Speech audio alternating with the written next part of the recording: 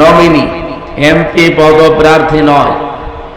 বাংলাদেশ জামাত ইসলামী থেকে যে 300 জনের নাম সারা বাংলাদেশে ঘোষণা করা হয়েছে, এরা কেউ পদপ্রার্থী না, এরা সব নমিনি। এরা যদি পদপ্রার্থী হয় কিয়ামত পর্যন্ত পদ পাবে না। আমি কি বানিয়ে বললাম? বাংলাদেশে অন্যান্য দল আপনি বলেন তো, এমপি পদপ্রার্থী হওয়ার জন্য তারা মারামারি করে মরে যায়। জামাত ইসলামীতে এটা আজ পর্যন্ত শুনেছি? বলেন না কেন? আমরা তো পদপ্রার্থী না, আমরা নমিনি। আমাদেরকে নমিনেশন দিয়েছে জামাত ইসলামী থেকে। এটা আমাদের উপরে এক প্রকার জুলুম। কারণ দায়িত্বভার আমাদের গ্রহণ করা সম্ভব না যদি আল্লাহ সাহায্য না করে। এই জন্য কেউ যদি দায়িত্ব চেয়ে নেয়, আল্লাহর রহমত তার উপরে থাকে না। যাকে দায়িত্ব জোর করে দেওয়া হয়, সে যদি অপারগতা প্রকাশ করে, আল্লাহ নিজে তাকে সাহায্য করে। আর আমি দেখি বাংলাদেশের 73টা দল এখন কাজ করছে। শুধু জামাত ইসলামী বাদ দিয়ে একটা দলের নাম বলেন যে যারা নমিনেশন পাওয়ার জন্য চেষ্টা করে না। বলেন, আপনি বলেন। আরে ভাই, আমি কাটসাট কথা বলছি, রাগ না করে একটা দলের নাম বলেন যে তারা এভাবে চায় না, তাদের জোর করে দেওয়া হয়। বলেন। একটা দল বাংলাদেশে নেই, শুধু জামাত ইসলামী বাদ দিয়ে। আমি গ্যারান্টি দিতে পারি, কারণ এই 300 জনের নাম ঘোষণা করেছে। কোরআন শরীফ হাত দিয়ে আমারে বলতে বলেন, আমি তাই বলবো। এরা ঘোর নক্ষরও জানে না যে এমপি দাঁড়াবে। এই লোকটারে জিজ্ঞাসা করেন তো, কোনোদিন স্বপ্ন দেখেছে যে এমপি দাঁড়াবে? আমার ওনার নয়, বাদ দিলাম আমার, আমি তো স্বপ্নে না, কিছুই দেখি।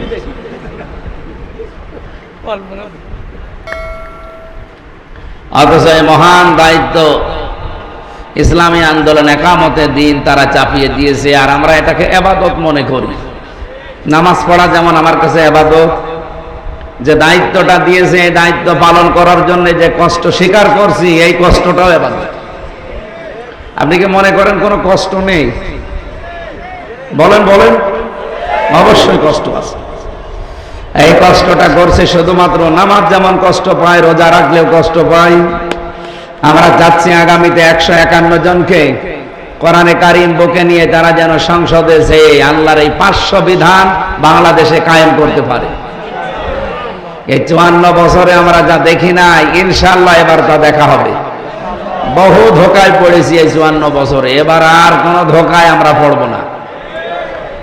এই জন্য আপনাদের সামনে আজকে এসে উপস্থিত হয়েছেন এই আসনের নমিনি জামাত ইসলামী থেকে জননেতা, সাবেক চেয়ারম্যান, উপজেলা চেয়ারম্যান ছিলেন, ভাইস চেয়ারম্যান, জননেতা জনাব আফজাল হোসেন দামাত বারকাতুহুমুল আলিয়া। বলেন আমিন। এই মাহফিলটা আসলে তো আমাদের এমনিতেই সাংগঠনিক এবং রাজনৈতিক প্রোগ্রাম প্রতিদিন 4, 5টা, 6টা, 7টা করে চলছে। আমার আজকে দিয়ে মনে হয় 5টা। আজকে সকালে ছিলাম আমি একটা অনুষ্ঠানে, এরপরে গিয়েছিলাম আলমডাঙ্গায়, এরপরে আর একটা আলেমদের অনুষ্ঠান ছিল, এরপরে গণসংযোগ ছিল বিকালে, এই এখন এইটা এসার পরে আবার আছে ওই বোয়ালদা। আমার মনে হয় ম্যাশিংও এইভাবে পারে না। ম্যাশিংয়েরও তো তেল মোবাইল দেওয়া লাগে, ডাক্তার দেখানো লাগে, মিস্ত্রি দেখানো লাগে। আর আমাদের যে আল্লাহ কে বানিয়েছে, সে ছোটবেলায় ওয়াজ শুনতাম, কোন হুজুর যেন ওয়াজ করছে যে আমাদেরকে মানুষ কাঠ মোল্লা বলে, আমাদেরকে নাকি আল্লাহ কাঠ দিয়ে বানিয়েছে। তো সেইটা আল্লাহ মনে হয় যে আমাদের কাঠ দিয়েই বানিয়েছে। আমাদের এই শরীরে কোনো আরাম নেই, ব্যারাম নেই, 24 ঘন্টা চলছে এইভাবে। আল্লাহ যেন শরীরটা সুস্থ রাখে। 3টা বছর এই ফ্যাসিস্ট সরকার থাকাকালীন জালেমদের জেলখানায় ওরা তো ফাঁসির কন্টেন্ট সেলে রেখে দিয়েছিল, এই কারণে আমার শরীরটা ভেঙে গেছে। এটা স্বাভাবিক হতে অনেক সময় লাগবে। ডাক্তার দেখালাম দেশে বিদেশে। এই জন্য দোয়া চাচ্ছি আমার কুষ্টিয়াবাসীর কাছে, আল্লাহ যেন আগের অবস্থায় খুব দ্রুত আবার ফিরিয়ে দেন। নয়তো কোনো দায়িত্ব পালন করা শরীর ভালো না থাকলে সম্ভব? মঞ্চে যারা বসে আছেন সম্মানিত ওলামা ইকরাম, সামনে বসা মুসলমান ভাইরা, পর্দার আড়ালের সম্মানিতা মা এবং বোনেরা, প্রাণপ্রিয় কুষ্টিয়াবাসী, এটা রেকর্ড হচ্ছে তো? আমার সামনে যদি 5 জন মানুষও থাকে কোনো অসুবিধা নেই।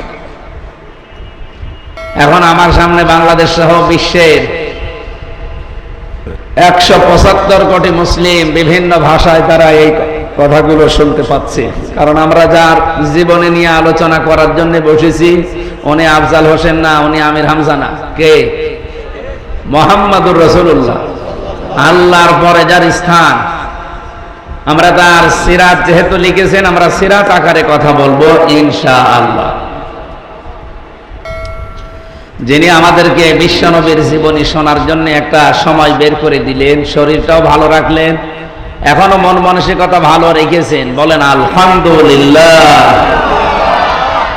দরুদ পড়ছি যেহেতু রবিউল আউয়াল মাস, এ মাস আসলেই আমাদের এমনিতে অটোমেটিক রাসূলের উপরে মহব্বত ভালোবাসা বেড়ে যায়, ঠিক আছে না?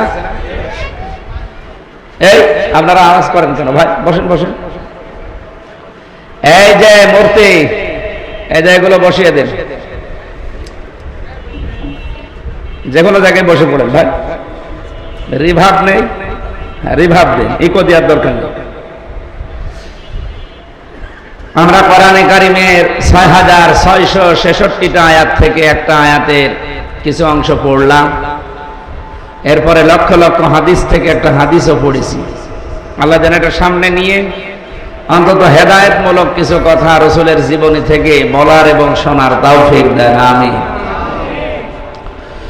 বিশ্বনবী জানিয়েছেন, কুল্লু উম্মতি ইয়াদখুলুনাল জান্নাহ, আমার প্রত্যেকটা উম্মত জান্নাতে যাবে।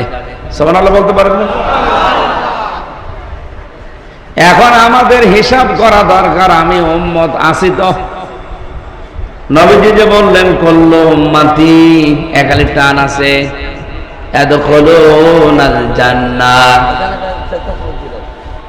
আমার প্রত্যেকটা উম্মতই জান্নাতে যাবে, ইল্লা মান আবা, শুধুমাত্র যারা অস্বীকারী তারা বাদে।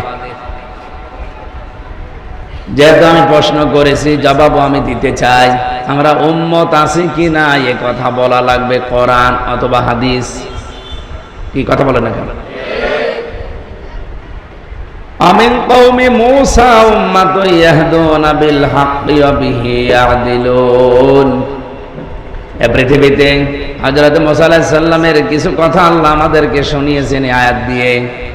মূসার কওমের ভেতরে হেদায়েত প্রাপ্ত লোক ছিল, তারা ইয়াহদুনা বিল হক, যারা মানুষদেরকে সত্য পথে আহ্বান করত, অবিহি ইয়াদিলুন, যারা ন্যায় বিচার কায়েম করার চেষ্টা করত।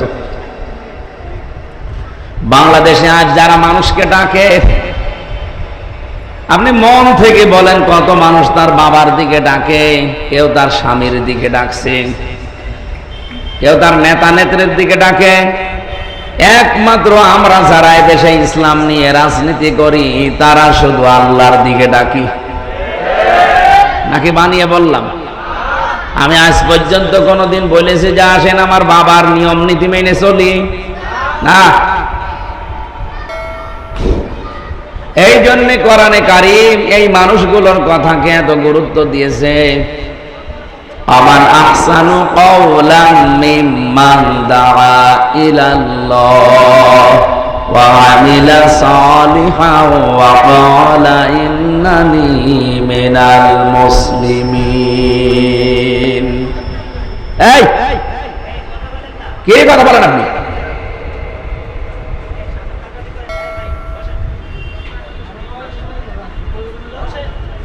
যান তাড়াতাড়ি যান, তাড়াতাড়ি যান। এইদিকে আর কেউ আসবেন না ভাই। এই গেট দিয়ে যদি মানুষ আর আসতে না চায়, গেট বন্ধ করে দিত।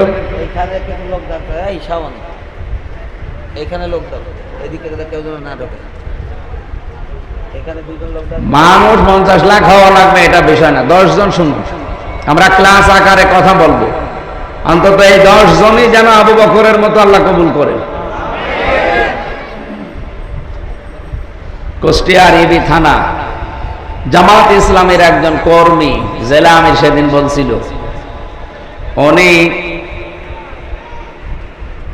ওনার বাড়িতে শুধু আটা ছিল 4 কেজি। ওনার বাড়ির গরু, ছাগল, হাঁস, মুরগি, জমি জায়গা যা ছিল, শুধু থাকার জায়গাটুকু এইটা বাদ দিয়ে সব ইসলামী আন্দোলন, একামতে দিন যেটা জামাত ইসলামী বাংলাদেশ, তাদেরকে সব দিয়ে দিয়েছে।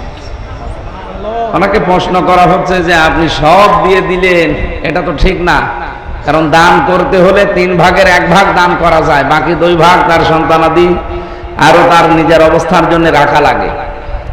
উনি বলছে আমাকে বাধা দেবেন না, আমি হযরতে আবু বকরের মতো এইরকম দান করতে চাই।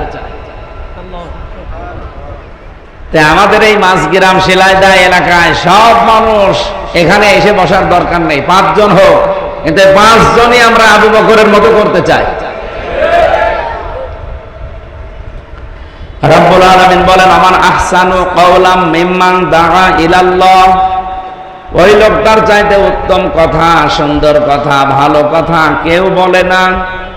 কোন লোক? মিম্মান দাআ ইলাল্লাহ, যে ব্যক্তি আল্লাহর দিকে মানুষকে ডাকে।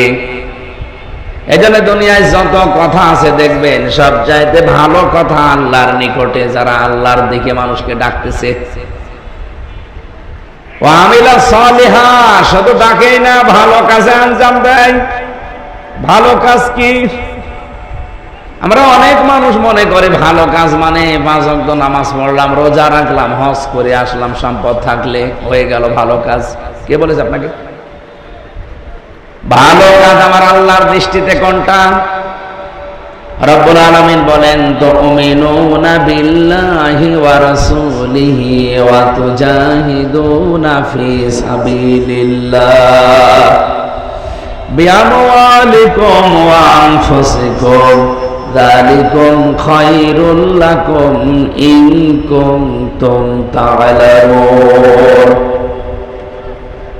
যারা আল্লাহ এবং রাসূলের প্রতি বিশ্বাস করার পর নিজেদের জান আর মাল দিয়ে এই জমিনে সর্বাত্মকভাবে চেষ্টা করে যায় দ্বীন কায়েমের জন্য, আল্লাহ বলেন যালিকুম খায়রুল লাকুম, এইটাই ভালো কাজ। তাহলে বাংলাদেশে আজ ভালো কাজ কারা করছে? নাম ধরা লাগবে। বলেন বলেন, এই কথা বোঝেন না, হা করে আছেন? ভালো কাজ কোনটা? আপনার ফতোয়া পীর সাহেবের কাছে নেওয়া লাগবে না, আমির হামজার মুখে ফতোয়া লাগবে না, আল্লাহ নিজে ফতোয়া দিয়েছেন সূরা সফ, যালিকুম খায়রুল লাকুম, এইটাই ভালো কাজ। ইন কুনতুম তা'লামুন, যদি তোমরা জেনে থাকো। এতটুকু বলে আল্লাহ শেষ করে দেননি। রব্বুল আলামিন বলেন এই ভালো কাজ যদি দুনিয়ায় কেউ আঞ্জাম দিতে পারে আমি কি করব জানো? ওয়া ইয়াগফির লাকুম যুনুবাকুম ওয়া ইউদখিলকুম জান্নাতিন তাজরি মিন তাহতিহাল আনহার ওয়া মাসাকিনা তাজ্জিবাতান ফি জান্নাতি আদন যালিকাল ফাউজুল আযীম। খুব ভালো করে খেয়াল করেন, যেতে কথাগুলোর ভেতরে কোনো ভেজাল নেই, নাকি আমাদের কথার মতো আল্লাহর কথায় ভেজাল আছে? বলেন। আল্লাহ বলেন আমি সব অপরাধ মাফ করে দিচ্ছি এবং দেব, এমন জান্নাতে প্রবেশ করাবো যার তলদেশে নদী আর নহর প্রবাহমান। মাসাকিনা তাজ্জিবাতান, আল্লাহ মাসকানুন দিতে পারতেন, মাসাকিনা দিয়েছেন, এটা বহু বচন। এখানে যারা আমরা লেখাপড়া জানি, আপনি দেখবেন পৃথিবীতে যত ভাষা আছে অধিকাংশ ভাষাগুলোতে এক বচন আর বহু বচন আছে, দ্বিবচন নেই। কথা বুঝতেছেন? আপনি বাংলা দেখেন এক বচন আর বহু বচন, দ্বিবচন পাবেন না, সব ক্ষেত্রে না। ইংরেজিতে আমি দেখেছি এক বচন আর বহু বচন আছে, দ্বিবচন নেই। আছে? নেই। অথচ আল্লাহ এখানে বহু বচন বলার আগে কিন্তু এক বচন আছে এই শব্দটার, দ্বিবচন আছে, বহু বচন এইটা। রব্বুল আলামিন বহু বচন কেন দিয়েছেন? এক বচনের পরে 2 হলে আমরা দ্বিবচন বলি, 2 এর উপরে গেলে কমপক্ষে 3 না হলে আরবিতে বহু বচন হয় না। অন্য অন্য ভাষা যারা আছে তাদের আবার 1 এর পরে আসলে বহু বচন হয়ে যায়, কিন্তু আরবিতে 1 এর পরে 2, 2 এর পরে হবে 3, 3 হলে বহু বচন। আল্লাহ এখানে বোঝাতে চেয়েছেন, আমি আল্লাহ যদি তোমাদেরকে জান্নাত, যেটা পবিত্র স্থান, এটা যদি আমি দান করি, একটা না কমপক্ষে 3টা জান্নাত দান করব। সুবহানাল্লাহ যারা বললেন, আপনি এবার দেখেন তো সুবহানাল্লাহ আপনার ঠিক আছে কিনা। আল্লাহ বলেন এটা ভালো কাজ, জান আর মাল দিয়ে আল্লাহকে যারা বিশ্বাস করেন, তার এই জমিনে দিন কায়েমের জন্য চেষ্টা চালাবেন, আপনি করেন। এই ভালো কাজ আরো যারা করে, আপনি তাদের পেছনে লেগে থাকেন, তাদের পেছনে আপনি ফতোয়াবাজি করেন। কথা যদি না বোঝার ভান করে থাকেন, আমি আবার রিপিট করছি, আপনি যত কথাই বলেন না কেন, আল্লাহর কাছে ভালো কথা যারা আল্লাহর দিকে ডাকে আর ভালো কাজ করে, ভালো কাজ মানে এইটা, ওয়া আমিলা সালেহা, যারা ভালো কাজের আঞ্জাম দেয় দুনিয়ায়, পৃথিবীর সবচাইতে ভালো কাজ আল্লাহর দৃষ্টিতে, আল্লাহর জমিনে তার বিধানকে কায়েম করা। এটা করতে গিয়ে আজ অনেকে আমাদেরকে দুনিয়াদার বলে, ধান্দাবাজ বলে, এমনকি বলে ধর্মের নামে রাজনীতি করে। আমি যদি দিন প্রতিষ্ঠার কাজ করলে ধর্মের নামে রাজনীতি হয়, আপনি মানুষের তৈরি করা আইন কায়েমের জন্য চেষ্টা করেন, আপনারটা কি বলেন? ডক্টর মোহাম্মদ ইউনূস, তার দেখবেন যে ভোটার আইডি কার্ড আছে, যতটুকু যেটা যেটা লেখা আছে ঠিক ওইভাবে, আমারটাও অতটুকু ওইভাবেই লেখা আছে। হ্যাঁ, তার নাম, তার বাবার নাম, মায়ের নাম, গ্রামের নাম হয়তো পাল্টানো, কিন্তু কার্ড সবার এক। নাকি ওনার কার্ড 10 হাত লম্বা? যারা আজ আমাদেরকে কোরআনের কথা সঠিকভাবে বলতে গেলেই বলেন রাজনীতি করে, তা আপনার কার্ড দিয়ে আপনি রাজনীতি করতে পারেন।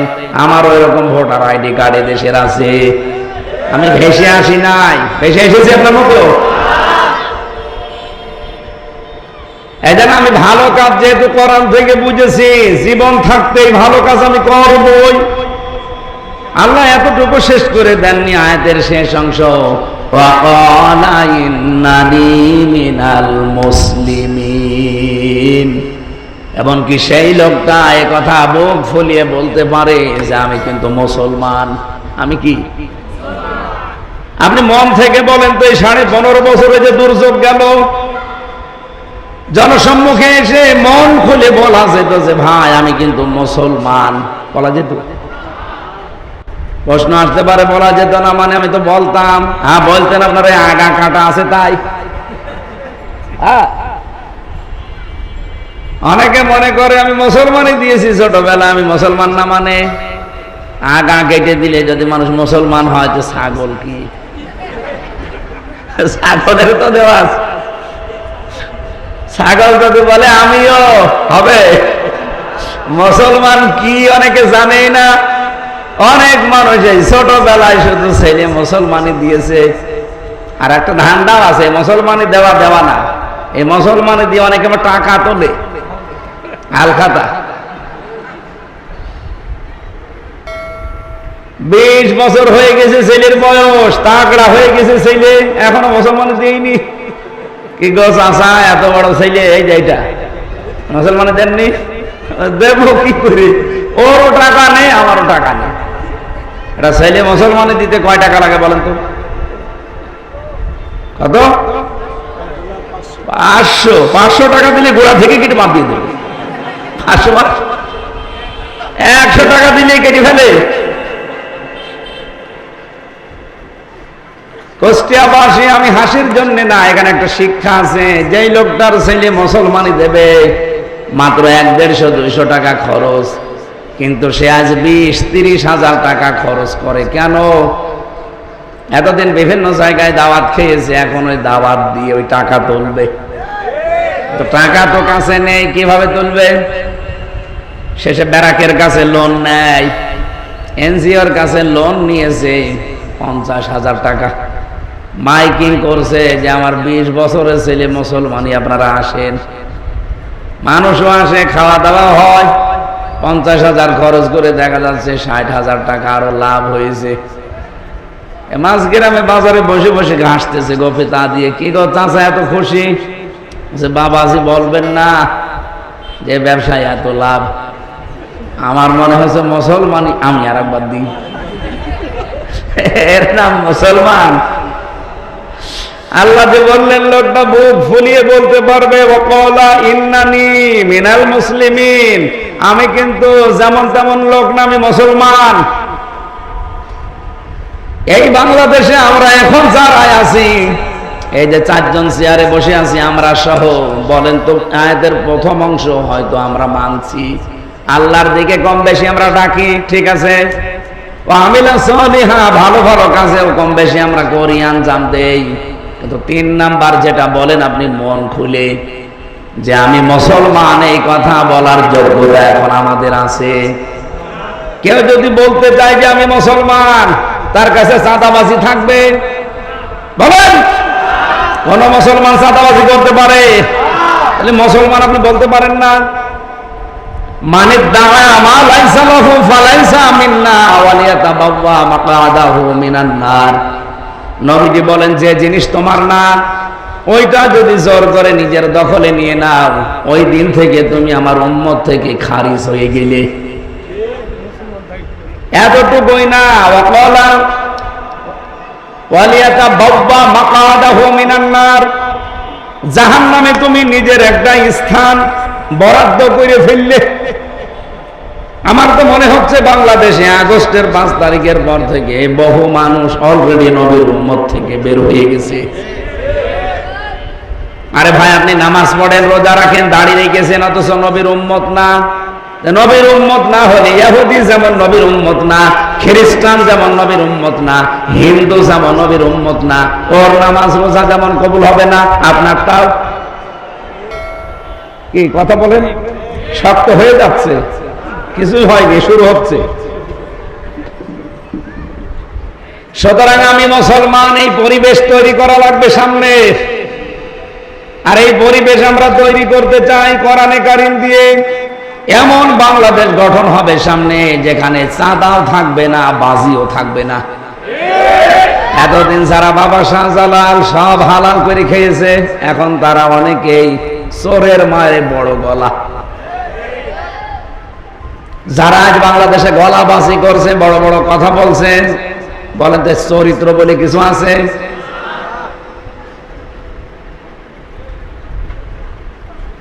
বলে না, ওনারা নিয়ে আসবেন না, উনি কোরআনের কথা বললেই শুধু রাজনীতি করে। আরে ভাই, পুরা কোরআনটা আল্লাহ রাজনীতি দিয়ে সাজিয়েছেন। একটা আয়াত দেখান যেখানে আল্লাহর সার্বভৌমত্বের কথা নেই, দেখান। একটা আয়াত দেখান যেখানে রাসূলুল্লাহর রিসালাতের ঘোষণা নেই। এখানে যারা আলেম আছেন তাদেরকে আমি জ্ঞানী মানুষদেরকে বলছি, সূরা ইখলাস পড়েননি কি? কুল হুয়াল্লাহু আহাদ আল্লাহুস সামাদ লাম ইয়ালিদ ওয়া লাম ইউলাদ ওয়া লাম ইয়াকুল লাহু কুফুওয়ান আহাদ। এখানে একাত্মবাদের ঘোষণা কার? আল্লাহ। এখানে রাসূলুল্লাহর কোন ঘোষণা আছে? আপনি কি জেনে বললেন না, না আন্দাজে তালে তালে বলছেন? বলেন তো, এই যে সূরা ইখলাসের ভেতরে যদিও কোন জায়গায় মুহাম্মাদুর রাসূলুল্লাহ, সূরার ভেতরেও আল্লাহ পাক তার রাসূলের রিসালাতের ঘোষণা দিয়েছেন। আপনি বলেন, পেয়েছেন? আপনি কোনদিন পেয়েছেন? এই জন্যই তাফসীর মাহফিলে আসতে হয়। আল্লাহ পাক এই সূরা ইখলাসের মতো এতটুকু ছোট সূরার ভেতরেও রাসূলুল্লাহর রিসালাতের ঘোষণা দিয়ে দিয়েছেন। কুল হুয়াল্লাহু আহাদ, হে নবী বা হে রাসূল আপনি বলেন আল্লাহ এক। কাকে বলতে বলছে? নবীজিকে যদি নবী বলে আল্লাহ ঘোষণা দেয়, রাসূল বলে ঘোষণা দেয়, ওনার রিসালাতের ঘোষণায় সূরার ভেতরে আছে না নেই? কোরআনের সূরা ইখলাসের ভেতরে যদি রাসূলুল্লাহর রিসালাতের ঘোষণা থাকে, আল্লাহর একাত্মবাদের কথা থাকে, একটা আয়াত আপনি বের করতে পারবেন যেখানে আল্লাহ রাসূলের কথা নেই? তবে কেন বলেন যে কোরআনের কথা বলতে আনি আর উনি রাজনীতি করে? প্রতিটা আয়াতেই তো তাদের ঘোষণা। আমি করব কি? উনি হয়তো সরাসরি বলেন না, এদিকে ওদিকে ঘুরিয়ে বলেন। আমি সরাসরি বলেছি, এই জন্য আপনার রাগ। আমরা চাই আগামীতে আমি যেন বুক ফুলিয়ে বলতে পারি আমি কিন্তু ইহুদি খ্রিস্টান বৌদ্ধ হিন্দু মাজুসি না, আমি মুসলমান। আর এই কথা যদি কেউ বলে যে আমি মুসলমান, অবশ্যই তার কাছ থেকে সুদ দূরে চলে যাবে, তার কাছ থেকে ঘুষ দূরে চলে যাবে, তার কাছ থেকে বেপরদা দূরে চলে যাবে। কথা বলে না কেন? এখনো কি সেই বাংলাদেশ আমরা পেয়েছি যেখানে ঘুষ দেওয়া লাগে না? পেয়েছি? এই ঘুষের বিরুদ্ধে বৈষম্য দূর করতে এতগুলো মানুষ জীবন দিয়ে গেল, এখনো হাসপাতালে কাতরায়, এখনো সেই ঘুষ চলছে। একজন মুসলমান দাবি করলে তার কাছে সুদ থাকে না, ঘুষ থাকে না, জেনা থাকে না, বেপরদা থাকে না, আর আমাদের কাছে সব আছে। আপনি বলবেন কি করে? এজন্য দুনিয়ায় যে যাই বলুক না কেন, ধোকায় পড়া যাবে না। আমি এমন একটা পরিবেশ তৈরি করতে চাচ্ছি যেখানে আমি অন্তত রাস্তায় দাঁড়িয়ে বুক ফুলে বলতে পারবো যে আমি কিন্তু মুসলমান। আমার কাছে এড়ি তেড়ি করা যাবে না। চাঁদা আমার কাছে চাবেন, হয় আপনাকে মেরে ফেলবো না আমি মরে যাবো। কথা বলে না কেন? অন্যায় করা যেমন অন্যায়, অন্যায় সহ্য করা অন্যায়। এই কারণেই এই 54 বছরে জালেমদের বৃদ্ধি শুধু বেড়েছে। যদিও কিছু কিছু জায়গায় এখন পরিবর্তনের দৃশ্য আমরা দেখতে পাচ্ছি। এটা যদি সব জায়গা থেকে রুখে দাঁড়াতে পারতাম, আমার মনে হয় এই দেশে আমরা বুক ফুলিয়ে বলতে পারতাম আমি কিন্তু মুসলমান। আমরা এটা বলতে চাই না? বলেন বলেন। প্রত্যেকটা উম্মতি জান্নাতে যাবে, কিন্তু অস্বীকারী যারা তারা কিন্তু জান্নাত পাবে না। আমার প্রশ্ন হচ্ছে আমি নবীর উম্মত আছি কিনা এটা আগে আমাকে বের করা লাগবে। নবীজি বলেন কিয়ামতের দিন আল্লাহ রাব্বুল আলামিনের সামনে কেউ যদি কারো জন্য সুপারিশ করে, ইয়াউমা ইদিল্লা তানফাউশ শাফাআতু ইল্লা মান আযিনা লাহুর রাহমানু ওয়া রাদিয়া লাহু কওলা। সূরা তাহা 109 নম্বর আয়াতে আছে, সেই দিন কেউ সুপারিশ করলে কাজে লাগবে না, ইল্লা মান আযিনা লাহুর রহমান, যাকে রহমান অনুমতি না দেবেন, এজেন্ট না দেবেন, রাদিয়া লাহু কওলা, যার কথা পর্যন্ত আমার আল্লাহ শুনতে রাজি না হবেন। সুতরাং আমি যদি এই ভাইয়ের জন্য, ইসহাক সাহেবের জন্য কিয়ামতের দিন ওনার পক্ষে আমি যদি সাফাই গাই, সুপারিশ করি, তাহলে প্রথম নম্বর শর্ত হচ্ছে ওনার জীবনের উপরে আল্লাহ রাজি থাকা লাগবে।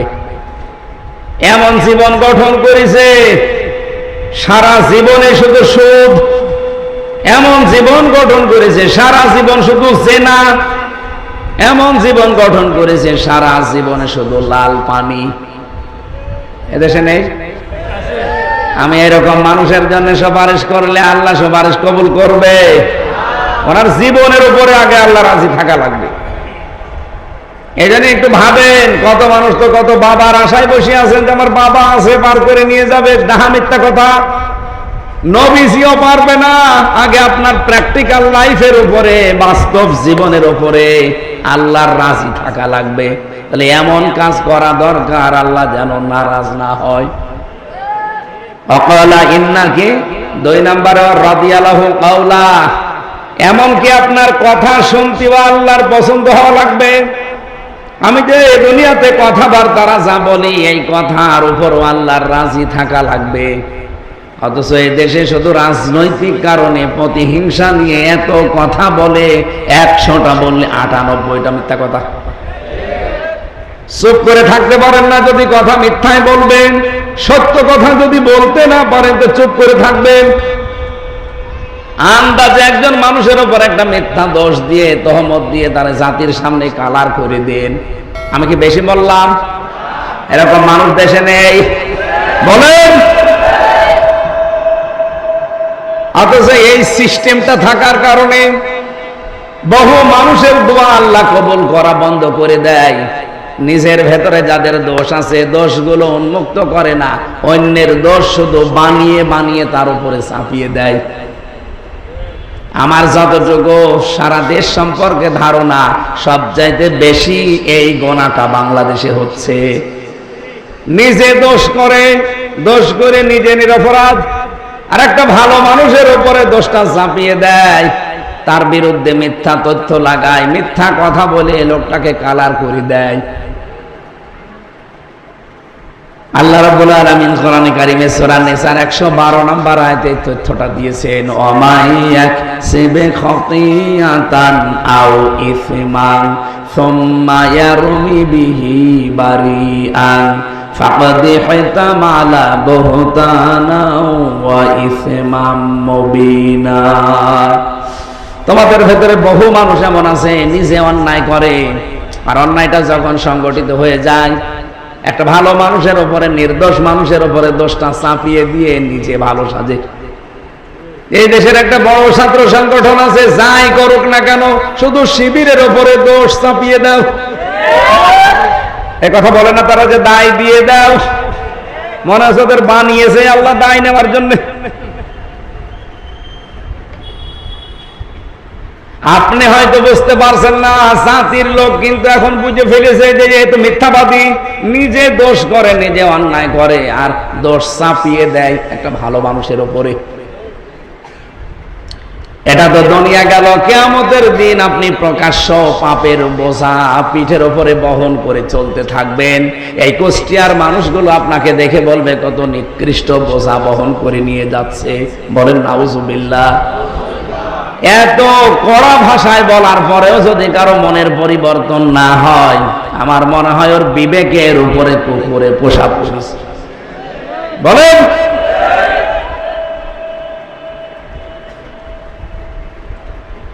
নিজে অন্যায় করে যারা নিরপরাধ মানুষের উপরে চাপিয়ে দেন, কোন মানুষ যদি ওই দোষ না করে বানিয়ে বানিয়ে তার উপরে দোষটা দিয়ে দিয়ে তাকে কালার করে দেন, মানুষের সামনে খারাপ বানান, কি হবে আপনি জানেন? সবচাইতে বড় হচ্ছে কিয়ামতে আপনি গুনার বোঝা বহন করবেন। 2 নম্বরে ওই দিন থেকে আপনার আর কোনো দিন দোয়া কবুল হবে না। মুসা নবী আলাইহিস সালামের জামানায় একবার বৃষ্টি বন্ধ হয়ে গিয়েছিল। উনি উম্মতদেরকে নিয়ে চাটিয়াল ময়দানে 2 রাকাত নামাজ আদায় করে দোয়া করলেন, আল্লাহ বৃষ্টি দাও। 3বার আকাশ থেকে আওয়াজ এসেছে, না বৃষ্টি হবে না। মুসা নবী তো রাগী নবী ছিল, রেগে গেছে, ডাক দিয়ে বলে, মাবুদ বৃষ্টি দিবে না মানে এগুলো নাই, আমার উম্মত, আমার মায়া লাগে, তোমার তো বান্দা, তোমার মায়া লাগে না? আল্লাহ বলেন, মায়া লাগে কিন্তু বৃষ্টি হবে না। মায়া লাগে বৃষ্টি হবে না, কি বলেন আপনি? বৃষ্টি দেওয়া লাগবে।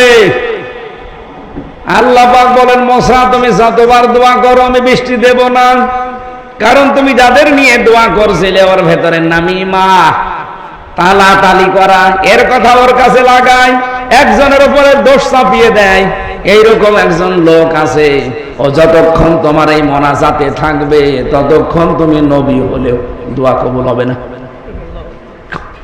মুসা নবী বলছে, আল্লাহ তুমি শুধু ওর নাম বলো, দেখো কি করি। না, আমি নিজেই নাম ধরে কথা বলতে নিষেধ করি, আর নিজেই যদি এখন নাম বলি তুমি সবার সামনে ওরে অপমান করবা, দরকার নেই। হযরত মুসা বলে, আল্লাহ তুমি যদি নামই না বলো আমি টের পাবো কি করে? বলে, একটা কায়দা তোমারে বলি, তুমি এখন যে তওবা করবা তাহলে ওই লোকটাও তওবা করবে। তাওবা যদি কেউ মন থেকে করে তার পেছনে কোনো অপরাধ থাকে না, সব আল্লাহ মাফ করে দেয়। উনি আসলেন, বললেন, এখানে একজন লোক এমন আছে যে নিজে দোষ করে অন্যের উপরে চাপিয়ে দেয়, এই জন্য দোয়া কবুল হচ্ছে না। কে আছে আমি জানি না, তবে আল্লাহ জানিয়েছে আছে। আমি এখন তাওবা করব, সবাই আপনারা তাওবা করবেন। সবাই মিলে মুসা নবীর সাথে তাওবা করার পর এবার হাত তুললেন, আল্লাহর সঙ্গে সঙ্গে বৃষ্টি নাজিল করলেন। এত বড় পাওয়ারফুল নবী শুধুমাত্র তালাতালি করা, এর কথা ওর কাছে লাগানো, মানুষকে ছোট করার জন্য তার উপরে দোষ চাপিয়ে দেয়। এইরকম একজন লোক থাকার কারণে যদি দোয়া কবুল না হয়, আমরা অনেকেই দোয়া করি, বলে হুজুর কি দোয়া করেন, সব মাঠে মারা যায়, কবুল হবে কি করে? কারণ এমন মানুষকে নিয়ে দোয়া করছি যার স্বভাব শুধু দোষ চাপিয়ে দাও। এই কথা বলেন না কেন?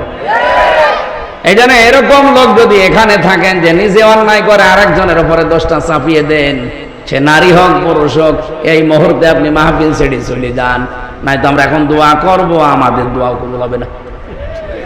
দেখেন তো কোনটা উঠছে? না না, উঠবে, ওরে উঠা লাগবে, ও থেকে তো লস। তারপরে করেন এই স্বভাব যাদের আছে যে দায় দিয়ে দাও, এই রাজনীতি চলছে না বাংলাদেশে আজ, দায় দিয়ে দাও, মনে হচ্ছে দায় নেওয়ার জন্য ওদের জন্ম হয়েছে দুনিয়ায়। আপনি টের পাচ্ছেন আপনার কারণে বাংলাদেশে কি হচ্ছে? আপনার কারণে আল্লাহ বৃষ্টি দেয় না, আপনার কারণে অনাবৃষ্টি হয়, আপনার কারণে অতিবৃষ্টি হয়। যেটা আমার আল্লাহর রহমত হিসাবে আসার কথা, সেটা গজবে পরিণত হয়ে যায়। আশা করছি এরকম দোষ যদি কারো ভেতরে থাকে, সে সেটা সংশোধন হয়। এরপরেও যদি কারো পরিবর্তন না আসে, এ ওয়াজে হবে না। কোরআন শরীফ দিয়ে, বুখারী শরীফ দিয়ে হবে না, ওরে বাকারি শরীফ দেওয়া লাগবে। আর সামনে থেকে এই ব্যবস্থায় আমরা ইসলাম দিয়ে করব। বহু ওয়াজ করেছি জীবনে, গলা পর্যন্ত শেষ, এখন আর হবে না, এখন বাকারি শরীফ লাগবে। কি শরীফ? বাকারি শরীফ।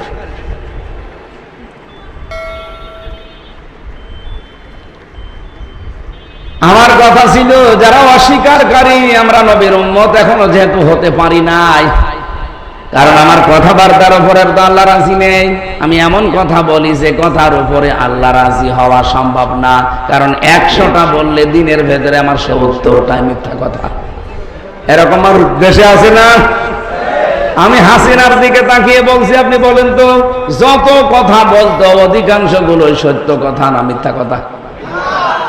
মিথ্যার একটা তালিকা এসেছে, সারা পৃথিবীতে 6 জন মানুষের নাম পেয়েছি যাদেরকে আল্লাহ ঘৃণিত বানিয়ে দিয়েছে। এই তামাম দুনিয়া তাদেরকে ঘৃণা করে, তার নিজের ধর্মের লোকও তাদের দেখতে পারে না। তার 1 নম্বরে নাম এসেছে এই নেতানিয়াহু, গাজায় যিনি এখন অত্যাচার করছে। 6 নম্বরের তালিকা পড়তে পড়তে আমাদের দেশে যেটা পালিয়েছে ওইটার নামও আছে। জীবনে কত মিথ্যা কথা বলেছেন হিসাব করে বলেন। কুষ্টিয়াবাসী, আমি চলে যাচ্ছি হাদিসের মূল ব্যাখ্যায়। প্রত্যেকটা উম্মতই জান্নাতে যাবে, কিন্তু উম্মত আমাদের হওয়া লাগবে। শুধু আবা, যারা আবা জান্নাতে যাবে না। সাহাবী বললেন, আবা কি? নবীজি বললেন, আবা হচ্ছে মান আতাআনি দাখালাল জান্নাহ, যারা আমাকে অনুসরণ করে এই মানুষগুলো আমার সাথে জান্নাতে থাকবে। অমান আসানি ফাকাদ আবা, আর যারা আমাকে অস্বীকার করে, আমার আদর্শ মানে না, আমার অনুসরণ করে না, এই মানুষগুলো হচ্ছে আবা, এরা অস্বীকারী, এরা জাহান্নামে যাবে। রবিউল আউয়াল মাস আসলে যেহেতু আমরা অন্তত কিছু না করলেও রাসূলের মহব্বত একটু মিলাদ দেই না, এলাকায় মিলাদ হয় না? হয়। আপনি কি বোঝেন মিলাদ কি? এনারে নিয়ে আমারে নিয়ে আপনি মিলাদ পড়াবেন। মিলাদ কি কোনদিন কি ভেবেছেন যে মিলাদটা কি? মিলাদের বাংলা অর্থ হচ্ছে জন্ম। বিলাদুল থেকে শব্দটা এসেছে। তাহলে মিলাদ মানে কি বললাম? জন্ম। বলেন বলেন। পৃথিবীতে কোন মানুষের জন্মদিন মৃত্যুদিন পালন করা জায়েজ নেই, সে যত বড় লোক হোক। এই জন্য রাসূলুল্লাহর মতো এত বড় বিশাল পাওয়ারওয়ালা লোক, তার জীবনে কোনোদিন জন্মদিন মৃত্যুদিন পালন হয়েছে? হয়নি। আমরা আন্দাজে বাবার জন্মদিন পালন করি, মায়ের জন্মদিন পালন করি। এটা যদি এত গুরুত্বপূর্ণ হতো, যেখানে রাসূল শুয়ে আছে, কালকে তো রবিউল আউয়ালের 12 তারিখ, আপনি এই তারিখটা আসলে কি কি করবেন আল্লাহর নবী সেটা করেছেন জীবনে। উনি শুকরিয়া আদায়ের জন্য এই 12 তারিখে তিনি রোজা রাখতেন। আপনি রোজা রাখেন না কেন? তার শুকরিয়া আদায় হবে। বিশ্বনবী মুহাম্মদ রাসূলুল্লাহ দুনিয়াতে যে সমস্ত সিস্টেমে আসা দরকার, উনি ওই সিস্টেমে না। আমরা আসলে ময়লা গায়ে থাকে, আমরা আসলে নাভি কাটা লাগে, আমরা আসলে খাতনা করা লাগে, আর নবীজির এগুলো সব আমার আল্লাহ কমপ্লিট করে দিয়েছিলেন। দুনিয়াতে আসার পরে যে জন্ম, মিলাদ মানে জন্ম, এই জন্মে তিনি কয়েকটা কাজ অলরেডি করেছিলেন। তার 1 নম্বরে তার প্রথম কাজ ছিল দুধ খাওয়া। জন্মের পরে কি করে বলেন বলেন? বিশ্বনবী জন্মের পরে দুধ খেয়েছিলেন এই পৃথিবীতে তিনজন মহিলার। প্রথমে তার মায়ের, এরপরে উম্মে আইমান নামে এক দাসীর, 3 নম্বরে হালিমাতুস সাদিয়ার। কুষ্টিয়াবাসী সারা জীবন শুধু ইয়া নবী এই মিলাদ পড়ে গেলাম। তো কি পড়েছি মিলাদে সেইটা বোঝানোর জন্য আমি এই ঘটনাটা নিয়ে আসলাম। সিরাত ইবনে হিশামের ভেতরে পাবেন হযরতে হালিমাতুস সাদিয়া বলেন, আমি ওই পর্যন্ত মুশরিকা ছিলাম, আমি মুসলমান এখনো হইনি। আমি আসলাম তায়েফ থেকে, এসে শুধুমাত্র মুহাম্মদুর রাসূলুল্লাহকে তুলে নিয়ে আমি এই ডান স্তনটা দিলাম, তিনি পান করলেন। বাম স্তনটা লাগিয়েছি, তিনি মুখ বের করে নিলেন। আবার জোর করে লাগালাম, উনি মুখ বের করে দিলেন। আবার লাগিয়েছি, মুখ বের করে দিলেন। এইদিকে তাকান, তিনবার তার স্তনে মুখ লাগালাম, 3 বারে তিনি মুখ বের করে দিলেন। এবার যেন আমার চোখের দিকে তাকিয়ে চোখের ইশারা দিয়ে আমাকে বোঝাতে চাই, মা হালিমা জোর করেন কেন? ডান স্তন এটা আমার অধিকার ছিল, আমি পান করেছি।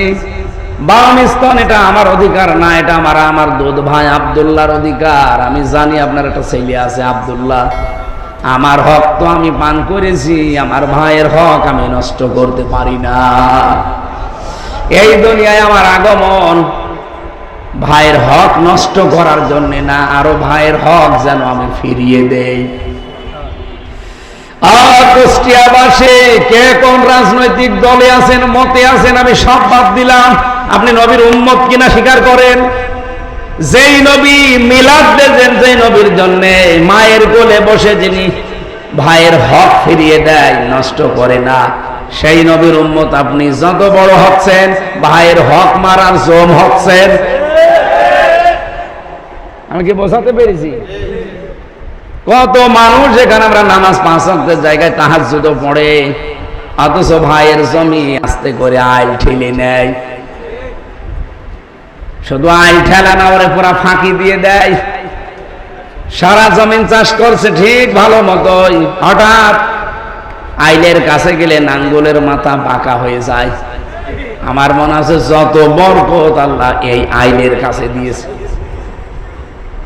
আপনি কি জানেন, 1 বিঘত পরিমাণে কোন ভাইয়ের জমি যদি আপনি দখল করে নিজের আয়ত্তে রাখেন, ওই যে হাদিস বলেছিলাম না, যে জিনিস আপনার না ওইটা আপনি জোর করে নিজের আয়ত্তে নিয়ে নিয়েছেন।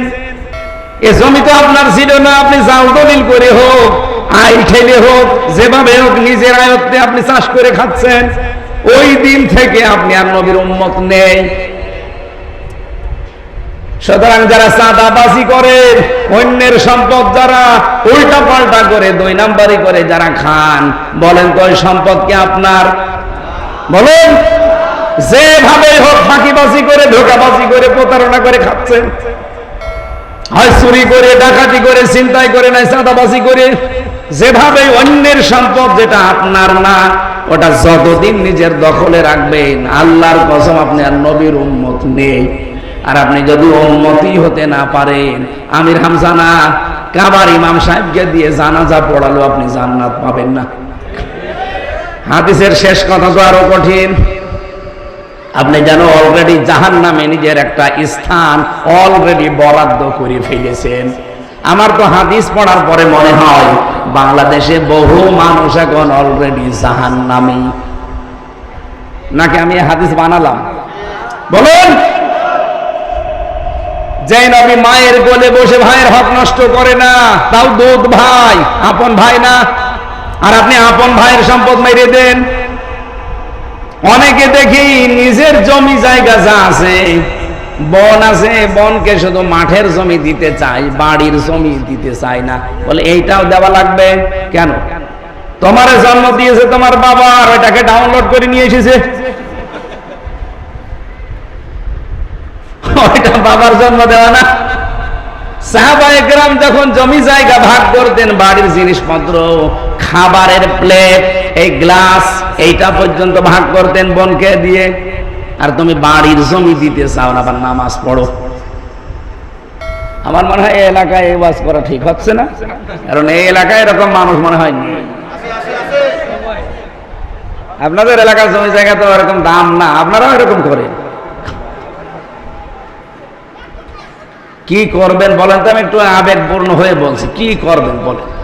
আপনি নাই আর 200 বছর বাঁচলেন, আর 200 বছর আপনি বেঁচে থাকলেন, শুধু খাবার খেলেন, 4-5টা বিয়ে করলেন, সন্তান একেবারে 15-20টা জন্ম দিলেন, মরে গেলেন। কি কি হয়েছে? আপনার আসল জীবন তো শুরু হবে চোখ বন্ধ হওয়ার পরে।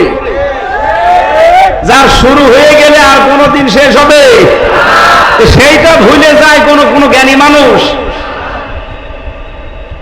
এটা আমি আগে হালকা পাতলা বুঝতাম, কিন্তু এখন আরো ভালো বুঝে ফেলেছি। এই জেলখানায় 3 বছর থাকার কারণে আমি দেখছি যে পুরাটা একেবারে ধোঁকা।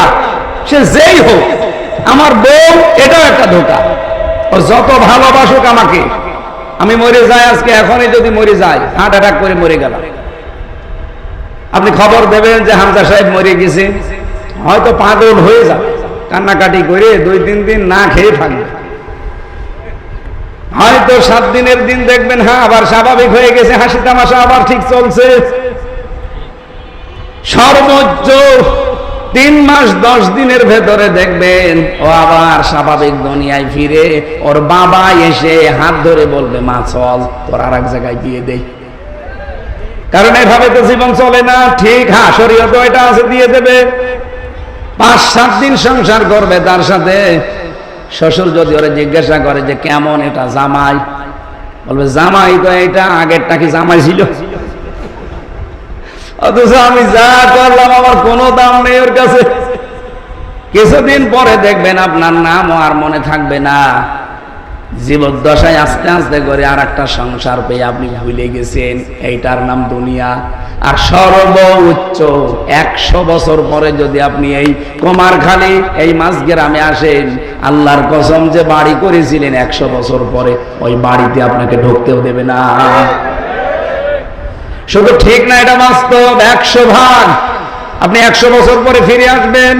বলেন তো, এখান থেকে 100 বছর পরে যে লোকটা বিদায় নিয়েছে আগে, ও যদি এখন ফিরে এসে বলে যে এই মাঝগ্রামের এই 2 তলা বাড়ি আমার, আমি বানিয়েছিলাম, এখানে যারা এখন আছে তারা ওনাকে চেনে না, চেনে, তারা ওনাকে দেখেও নাই, এ বাড়িতে তো ঢুকতেই দেবে না, আরো পিটাবে, বলবে কিসের?